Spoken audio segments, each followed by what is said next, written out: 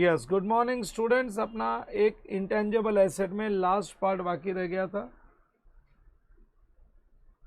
Module का question. याद करो, ये मैंने डिस्कशन किया था और मैंने तुम लोगों को बोला था प्लीज़ इसको कम से कम 3 से 4 बार पढ़ना। सॉल्यूशन भी दिया है, सॉल्यूशन भी रिफर करना, तो तुमको बहुत अच्छे से आ जाएगा ये।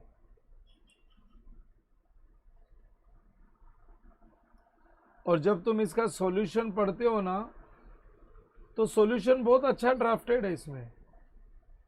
मैंने कल देखा, इसका सॉल्यूशन बहुत प्रॉपर्ली ड्राफ्टेड है। नॉर्मली मॉड्यूल में प्रॉपर्ली ड्राफ्टेड नहीं होता है, बट इसमें बहुत अच्छे से ड्राफ्टिंग की है।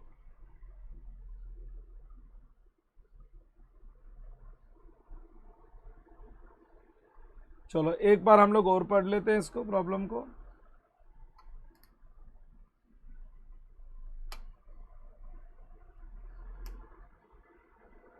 One of the senior engineer at XYZ has been working on a process to improve manufacturing efficiency and consequently reduce manufacturing cost. तो एक सीनियर इंजीनियर है, senior one of the senior engineers, पूरी team है उनकी, काम कर रही है कि मैन्युफैक्चरिंग एफिशिएंसी बढ़े और कॉस्ट ऑफ मैन्युफैक्चरिंग रिड्यूस हो। This is a major project and company के डायरेक्टर्स ने इसको फुल सपोर्ट किया है। The senior engineer believes that cost reductions will exceed the project cost within 24 months of their implementation. Cost reduction, जो cost में जो खर्चा लगने वाला है, ये प्रोजेक्ट में जो खर्चा लगने वाला है, कॉस्ट रिडक्शन उससे भी ज़्यादा होगा, मतलब अल्टीमेटली बेनिफिट होगा। Reduction is more than the cost incurred 24 months में। नव regulatory testing and health safety approval obtained on 1 जून 2005। ये अपना पहला इंपॉर्टेंट स्टेटमेंट। बस यहां से इंटेंजिबल एसेट अपने को रिकॉग्नाइज करना चाहिए। रेगुलेटरी सेफ्टी, हाँ, regulatory testing and health and safety approval 1 June को मिल गया, मतलब इस दिन technical feasibility has been established. इसके वजह से क्या हो गया ना, because of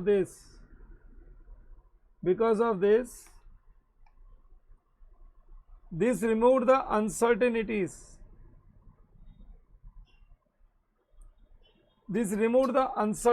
concerning the project. हाँ, इसमें आप कोई अनसर्टेनिटी नहीं रही एंड प्रोजेक्ट फाइनली 20 अप्रैल को कंप्लीट हो गया। और क्या खर्चा क्या लगा है, cost incurred, total cost incurred है 18 lakhs during the year 2005 and 2006, that is the first year. लेकिन जून में हमको टेक्निकल फिजिबिलिटी एस्टैब्लिश हुई थी, तो ये कॉस्ट को हमने 2 पार्ट में डिवाइड कर दिया, April and May and June to March. April and May ये 2 महीने का हो गया 3 lakhs, और जून टू मार्च का हो गया 15 lakhs। हमने डिवाइड बाय 12 करके ये एज्यूम कर लिया कि every month average same per month. So क्योंकि ये तो इंटेंजिबल एसेट है और ये रिसर्च एक्सपेंस माना जाएगा जो पीएनएल में जाएगा, क्योंकि 15 lakhs को डेवलपमेंट एक्सपेंस मानेंगे और कैपिटलाइज करेंगे। हाँ, 31 March 2006 and have been recognised as an intangible asset. ये लो, पूरा 18 lakhs इंटेंजिबल एसेट नहीं है, पूरा 18 lakhs को इंटेंजिबल एसेट नहीं है। सो यहां तक प्रॉब्लम मैंने समझा दिया। मैं रीड करते जा रहा हूं, मैंने बोला भी था तुमको, तुम खुद भी रीड करोगे। चलो उसके बाद में आगे देखो और क्या बोला हुआ है। एक बार ये अपना ब्रेकअप हो गया ना, इसके आगे प्रॉब्लम में क्या समझाया हुआ है। Will go through the problem further.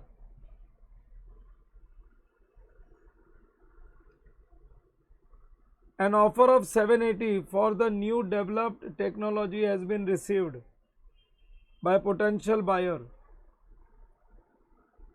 हमने जो ये टेक्नोलॉजी डेवलप की ना, जिसके वजह से प्रोडक्शन की एफिशिएंसी बढ़ती है, कॉस्ट ऑफ मैन्युफैक्चरिंग रिड्यूस होता है, तो कोई दूसरी कंपनी ने हमारे से ये टेक्नोलॉजी हमको बोला कि they are ready to purchase.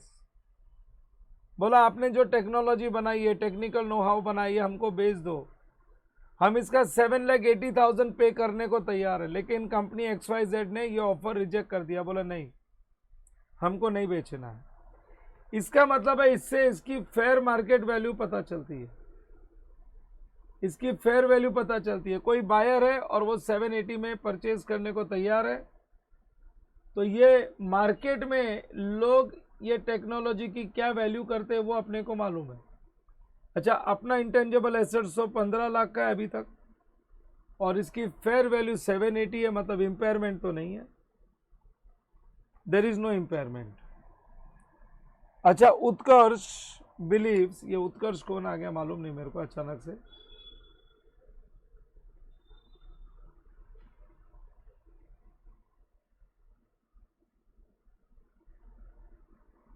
I would say company believes that the project will be a major success। एक मिनट, यहाँ पे हम लोग कलर चेंज करते हैं। Company believes that the project will be a major success and has potential to save 12 lakhs in perpetuity। अरे project major success होएगा और परपेचुटी का मतलब होता है इन रेगुलरिटी 12 लाख रुपया। It will save gradually, it will save 12 lakhs rupees. So cash flow ये 12 lakhs, अरे सेविंग का मतलब है कैश फ्लो ही हो गया ना, उतना पैसा बचेगा ना, जो पहले खर्चा लग रहा था वो नहीं लगेगा। तो कैश फ्लो ऑफ 12 lakhs, अरे cash flow of 12 lakhs definitely वो 7,80,000 से तो ज़्यादा ही है, 7,80,000 से तो ज़्यादा ही है ये जो 12 लाख की सेविंग होगी।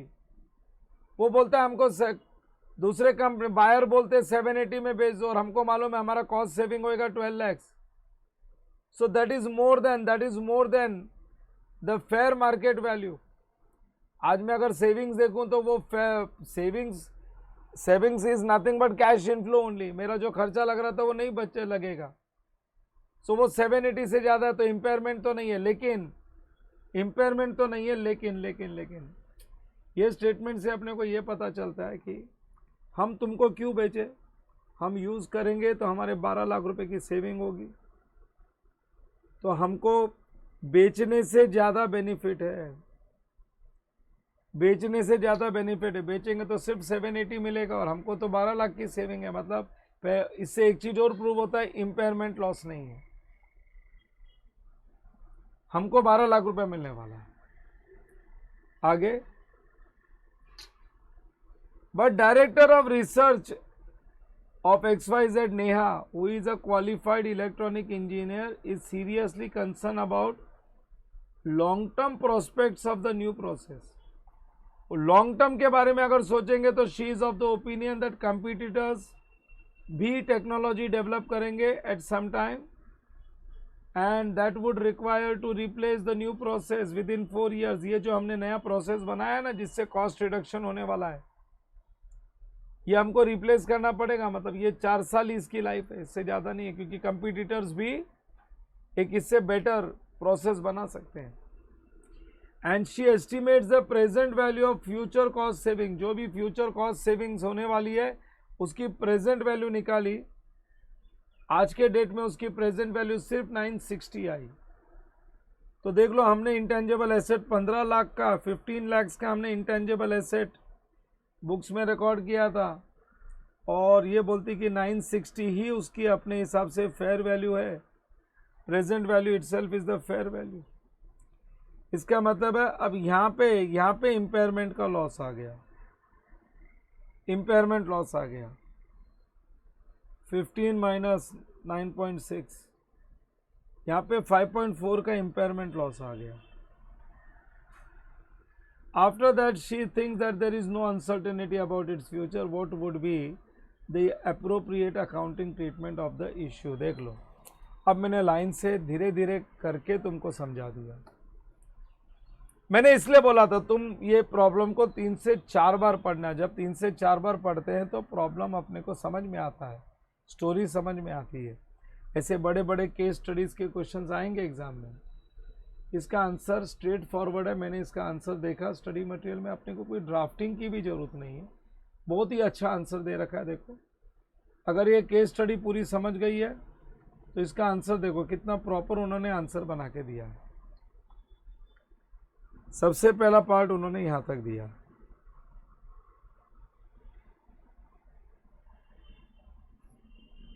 अगर मैं आंसर को ABCD के फॉर्म में लिखूं तो this is part A of the answer.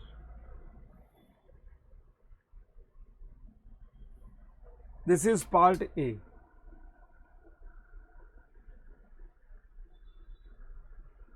India's 38 intangible asset requires an intangible assets to be recognized only and only if certain criteria is met.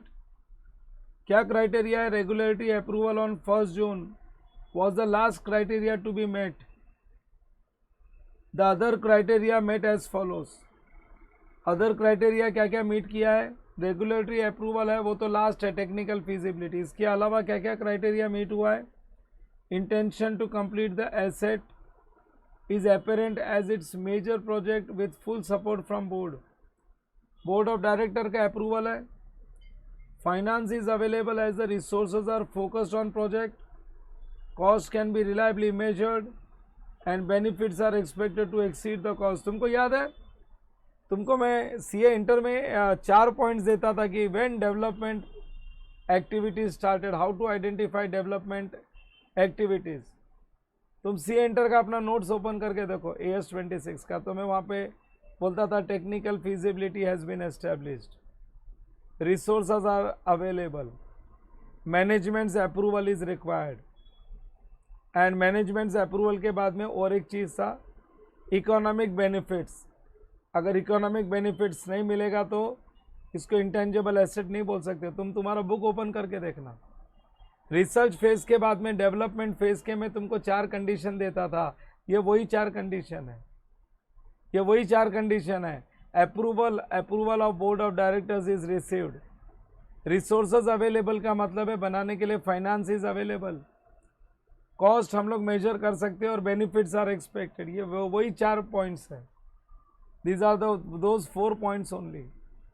तो ये डेवलपमेंट एक्टिविटीज है, ये डेवलपमेंट फेज है, ये प्रूव करता है, ये प्रूव करता है ये डेवलपमेंट फेज है। So these are conditions of development phase. ये इंडियस 38 में स्पेसिफिकली कहीं पे भी दिया नहीं था, लेकिन यह आंसर में अपने को AS 26 में जैसे मैं कंडीशंस देता था ना, वो मिल गया। So these are conditions of development phase. बहुत काफ़ी टाइम हो गया CA इंटर में, तो तुमको याद है या नहीं पता नहीं मेरे को, बट मैं ऐसे 4 पॉइंट्स देता था। तुम्हारे पास अगर मेरी बुक पढ़ी होगी तो देखना। सो ये कंडीशंस ऑफ डेवलपमेंट फेज है। इसका मतलब है ये डेवलपमेंट फेज है तो इंटेंजिबल एसेट कैपिटलाइज हो सकता है। अब part B of the answer देखो, part B of the answer है ये, this is part B of the answer.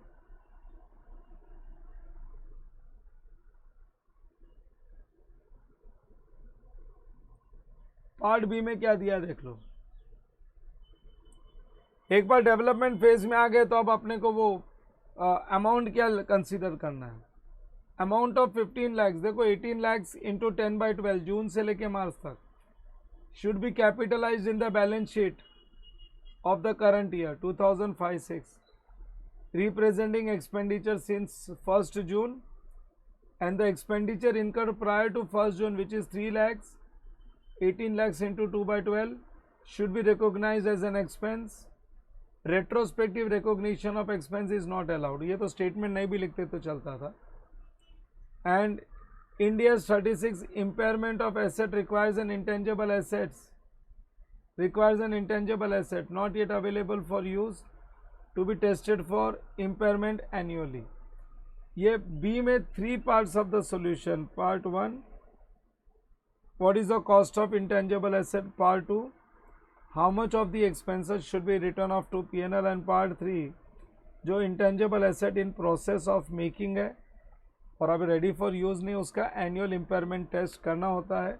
ऐसा इंडियाज़ 38 ने इंडियाज़ 36 में बोला हुआ है। अभी तक मैंने इंडियाज़ 36 नहीं करवाया, इसलिए ये वाला पॉइंट रह गया था। ठीक है, ये आंसर में एक रेफरेंस आया तो याद रख लेंगे, बाकी इंडियाज़ 36 में मैं सिखा ही दूंगा। ये बी का third part of the solution. So B में ये 3 आ गया। अब उसके बाद मैं जाऊंगा पार्ट सी में।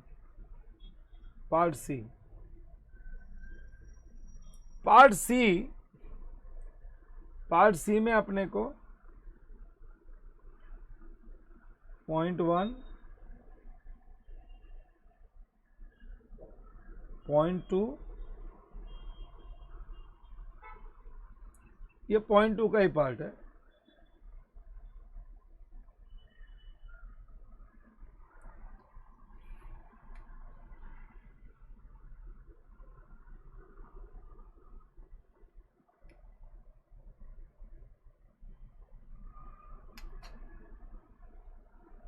देख लो, पार्ट सी में बोला है cash flow of 12 lakhs in perpetuity would clearly be have a present value in excess of 12 lakhs। अगर तुमको ये प्रोजेक्ट अगले 5 साल 6 साल जितना भी चला, अगर 12 लाख रुपया हर साल आ रहा है तो प्रेजेंट वैल्यू तो 12 लाख से ज़्यादा ही होगी। प्रोजेक्ट में लगा 18 लाख रुपया है, प्रेजेंट वैल्यू तो 12 लाख से ज़्यादा ही होगी। Hence there would be no impairment. However, the research director is technically qualified, so impairment test would be based on her estimate of 4-year remaining life.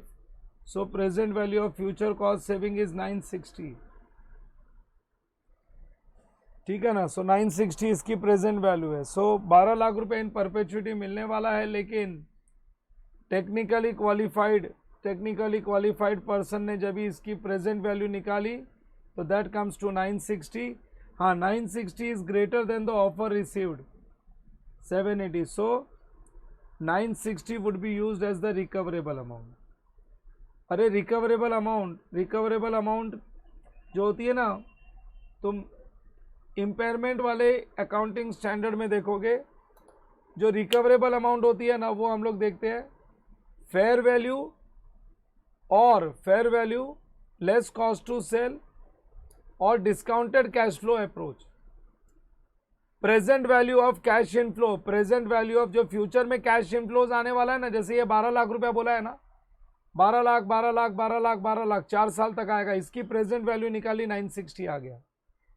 So present value of future cash inflow और fair value less cost to sell, अगर market में इसको बेचेंगे तो क्या fair value है, तो हमको 12 लाख की जो प्रेजेंट वैल्यू आई डिस्काउंटेड कैश फ्लो अप्रोच से वो 960 आई, और मार्केट में लोग खरीदने को तैयार है 780। विच एवर इज हाइयर, दोनों में से जो भी हाइयर होगा वो रिकवरेबल अमाउंट ली जाती है। ये मैं इंडियाज़ 36 में सिखाऊंगा इम्पेयरमेंट वाले अकाउंटिंग स्टैंडर्ड में, कि मार्केट की जो रिकवरेबल अमाउंट होती है ना, जब हम लोग इम्पेयरमेंट टेस्ट करते हैं तो रिकवरेबल अमाउंट कैसे निकालते हैं। रिकवरेबल अमाउंट निकालने के लिए हम लोग present value of future cash inflows और fair value, net fair value, whichever is higher. So net fair value का मतलब होता है fair value minus cost to sell, उसको बेचने के लिए जो खर्चा लगे, जैसे एनआरवी बोलते हैं ना, नेट सेलिंग प्राइस, वैसे ही fair value less cost to sales, that is net fair value और present value of cash inflows. तो ये 12 लाख रुपया जो इनफ्लोज है हर साल का 4 साल तक, इसकी प्रेजेंट वैल्यू 960 है और नेट फेयर वैल्यू 780 है। मार्केट में लोग खरीदने को तैयार है 7,80,000 में, तो दोनों में से हाइयर जो है वो 9,60,000 है। 9,60,000 हाइयर है। सो कैरिंग अमाउंट जो है वो 960 लेना है, जबकि हम लोग तो 15 लाख रुपया इसका इंटेंजिबल एसेट्स की कैरिंग अमाउंट ले रहे थे। हम लोग इंटेंजिबल एसेट्स की कैरिंग अमाउंट 15 लाख ले रहे थे, तो ये अपना part D of the answer आ गया। अब उसमें बोला है 15 lakhs कैरिंग अमाउंट, लेकिन recoverable amount higher of present value of cash inflows और recoverable amount and impairment loss 540 का बुक करना है। सो ये लास्ट स्टेटमेंट। अच्छा, उसके आगे तुमको आंसर नहीं भी लिखना है तो चलेगा। इसके आगे उन्होंने एक्स्ट्रा दिया है, एंट्रीज बना के दिया, ये कोई ज़रूरत नहीं है, बस यहाँ तक लिख देना। Impairment loss of 540 to be recognised in profit loss for the year 2005। ये नेसेसरी एडजस्टमेंट एंट्री तुमको पास करनी है तो कर लेना, कि जो टोटल इंटेंजेबल एसेट्स था ना उसमें से 540 निकाल दिया। इंटेंजेबल एसेट्स टोटल 18 लाख रुपए का टोटल खर्चा लगा था, अरे 18 लैक्स का टोटल एक्सपेंसेस लगा था, एक्सपेंसेस डेबिट हुआ था, वो 18 लैक्स में से 840 निकाल दिया, 18 लैक्स में से 840 क्रेडिट कर दिया, और क्रेडिट करके उनको डेबिट किधर किया, operating expenses. One is development expenditure, other is impairment loss. इसको डेवलपमेंट एक्सपेंडिचर नहीं बोलते, इसको बोलते हैं रिसर्च एक्सपेंसेस। टेक्निकल फिजिबिलिटी के बाद डेवलपमेंट एक्सपेंस आता है। Research expenses 3 lakhs and impairment loss 540। ये तो तुमको चाहिए तो तुम लिख सकते हो, ये part D of the answer, this is part D. देख लो, बहुत ही अच्छा आंसर फ्रेम करके दिया है, एंड ऐसे क्वेश्चंस को कम से कम 3 से 4 बार करना चाहिए कि अगर एग्ज़ाम में आ जाए तो हम लोग इसको रीप्रोड्यूस कर पाए। बहुत अच्छा क्वेश्चन है, एग्ज़ाम में आने से हम इसको रीप्रोड्यूस कर सकें। चलो ठीक है, सो मैंने I have gone through this, तुमको ये आंसर को कॉपी करना है, तुम लोग एज इट इज़ कॉपी कर लोगे, लेकिन जैसे मैंने ABCD रखा है ना वो तरीके से मेरे को चाहिए, I want that way, ABCD के फॉर्म में चाहिए। So with this I complete my part here. ये अपना intangible assets even study material से भी कंप्लीट हो गया, and intangible asset I take it as complete now, मेरे तरफ से कंप्लीट है। और एक्स्ट्रा अगर नया मॉड्यूल आया, कुछ एडिशनल क्वेश्चंस आए, तो अगर तुम टॉपिक कर लेते तो यू पीपल आर केपेबल, फिर वो नए क्वेश्चंस तुम अपने आप से करने के लिए केपेबल होते हो। चलो मैं यहाँ पे स्टॉप करता हूँ ये।